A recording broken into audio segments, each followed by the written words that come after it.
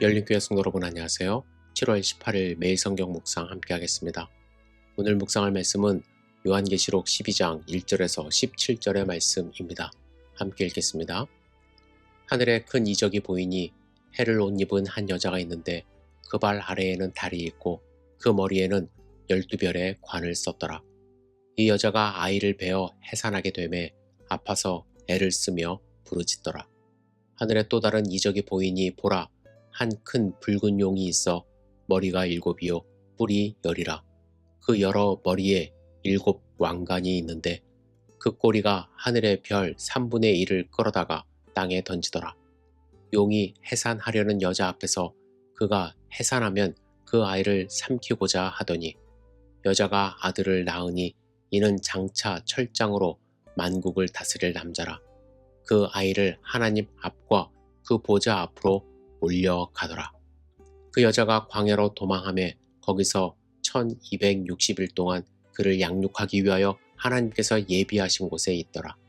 하늘에 전쟁이 있으니 미가엘과 그의 사자들이 용과 더불어 싸울세.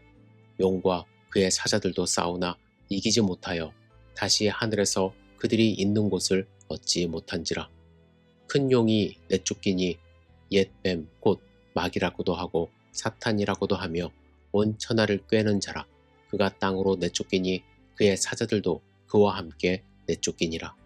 내가 또 들으니 하늘에 큰 음성이 있어 이르되 이제 우리 하나님의 구원과 능력과 나라와 또 그의 그리스도의 권세가 나타났으니 우리 형제들을 참수하던 자 곧 우리 하나님 앞에서 밤낮 참수하던 자가 쫓겨났고 또 우리 형제들이 어린 양의 피와 자기들이 증언하는 말씀으로써 그를 이겼으니 그들은 죽기까지 자기들의 생명을 아끼지 아니하였도다. 그러므로 하늘과 그 가운데에 거하는 자들은 즐거워하라. 그러나 땅과 바다는 화 있을진저 이는 마귀가 자기의 때가 얼마 남지 않은 줄을 알므로 크게 분내어 너희에게 내려갔음이라 하더라. 용이 자기가 땅으로 내쫓긴 것을 보고 남자를 낳은 여자를 박해하는지라. 그 여자가 큰 독수리의 2 날개를 받아 광야 자기 곳으로 날아가 거기서 그 뱀의 낯을 피하여 1때와 2때와 반때를 양육받으매 여자의 뒤에서 뱀이 그 입으로 물을 강같이 토하여 여자를 물에 떠내려가게 하려 하되 땅이 여자를 도와 그 입을 벌려 용의 입에서 토한 강물을 삼키니 용이 여자에게 분노하여 돌아가서 그 여자의 남은 자손 곧 하나님의 계명을 지키며 예수의 증거를 가진 자들과 더불어 싸우려고 바다 모래 위에 서 있더라. 아멘. 어제까지 우리가 함께 묵상한 11장까지 7인 재앙과 7 나팔 재앙에 대한 말씀이 끝났습니다. 그렇다면 다음에 나와야 할 내용은 마지막 7 재앙 그리고 7 대접 재앙입니다. 그런데 이상하게 대접 재앙에 대한 말씀은 15장과 16장에 나오고 그 사이에 12장부터 14장에는 또 다른 긴 환상의 내용이 등장합니다.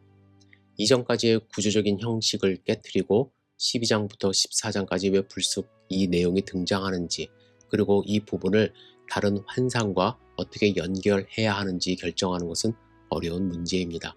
하지만 한 가지 분명한 것은 재앙의 시대 속에 있는 교회를 향한 권면의 말씀을 이 부분에서 포함하고 있다는 것입니다.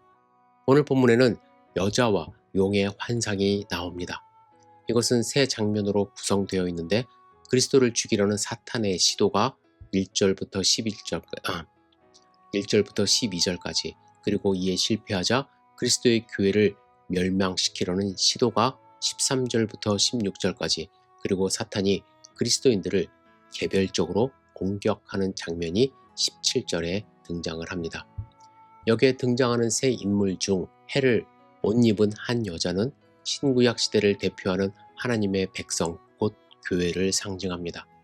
해를 옷 입고 발 아래 달이 있고 12별의 면류관을 썼다는 묘사는 그리스도의 신부의 영광에 대한 묘사이며 이것은 교회가 이 세상에서 그런 영광을 드러내지 못한다고 할지라도 그리스도의 신부로서 자기의 영광을 가지고 있다는 것을 보여줍니다.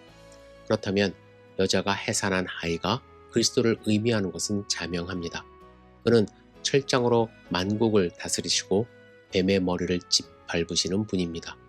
마지막으로 한 큰 붉은 용은 옛 뱀, 곧 마귀 혹은 사탄이라고 하는 온 천하를 꾀하는 자입니다. 이 사탄의 의도는 그리스도를 죽이는 것입니다. 이 일은 가인의 아벨 살해, 애굽 바로의 이스라엘의 남아들에 대한 살육, 그리고 헤롯의 베들레헴의 육아 살육 등을 통해 드러났었던 일입니다. 이제 하늘 전쟁의 묘사가 7절부터 12절까지 이어집니다. 미가엘과 사탄의 전쟁에서 사탄이 하늘에서 쫓겨나 땅으로 내려오게 되고 하늘에서는 승리의 찬가가 울려 퍼집니다. 그 승리는 어린 양의 피와 자기들이 가진 말씀의 증거로 인하여 죽기까지 생명을 아끼지 않은 순교적 증인들을 통하여 얻은 승리입니다.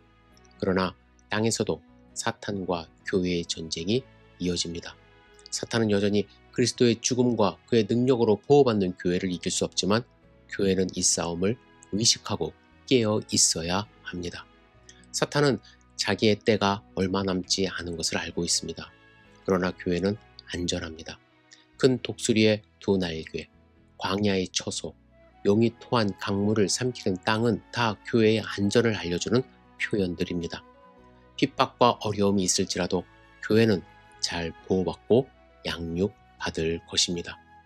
한때와 두때와 반때는 복음시대 전체를 가리킨다고 할 수 있습니다. 주님은 내가 내 교회를 세우리니 음부의 권세가 이기지 못하리라 하셨습니다. 마지막으로 보는 것은 사탄과 각 성도의 개인적인 싸움의 모습입니다. 마귀는 우는 사자처럼 두루다니며 삼킬 자를 찾지만 성도는 믿음을 굳게 하여 저를 대적해야만 할 것입니다. 우리 안에 거하시는 분은 우리를 대적하는 자보다 더 크고 강하기 때문입니다. 여러분, 이러한 영적 전쟁은 실제합니다.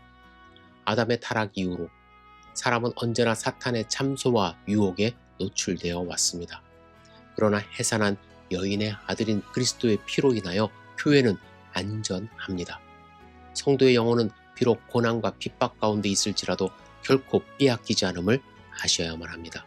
다만 여전히 사탄은 우는 사자처럼 삼킬 자를 두루 찾아다니고 있다는 것이죠. 오늘 우리들이 그 유혹과 핍박 앞에 서 있다는 것을 아셔야만 합니다. 영적 전쟁은 실제합니다. 영적인 안목으로 우리는 분별할 수 있어야 하고 영적인 싸움을 해야 할 것입니다. 우리가 가지고 있는 무기는 무엇입니까? 어린 양의 피와 신자가 증언하는 말씀뿐입니다.